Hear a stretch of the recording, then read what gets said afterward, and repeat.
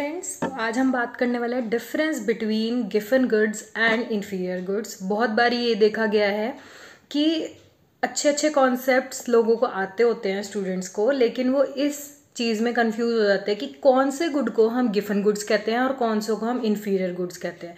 तो सिंपल सी आप एक चीज़ याद रखो, गिवन गुड्स वो गुड्स होते हैं जो लॉ ऑफ डिमांड को वॉयलेट करते हैं। मतलब लॉ ऑफ डिमांड कहता है जब प्राइस बढ़ते हैं तो क्वांटिटी डिमांडेड कम होती है। तो इसका इन्वर्स क्या होगा कि अगर प्राइस बढ़ रहे हैं तो क्वांटिटी डिमांडेड भी बढ़ रही है। तो जब प्राइस के इंक्रीज होने से किसी भी प्रोडक्ट की क्वांटिटी डिमांडेड भी बढ़ रही है, उस गुड को हम कहते हैं गिवन गुड्स।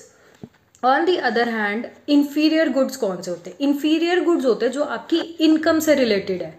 अगर मेरी इनकम बढ़ रही है तो ये अज्यूम किया जाएगा कि मैं उस गुड की कंजम्पशन को बढ़ाऊंगी, लेकिन अगर मैं उस गुड की कंजम्पशन को कम कर देती हूँ ना, तो वो गुड मेरे लिए इन्फीरियर गुड कहलाता है। फॉर एग्जाम्पल, मान लो अभी मैं कहीं भी ऑफिस जाने के लिए मैं बस का या पब्लिक ट्रांसपोर्ट का यूज़ कर रही हूँ।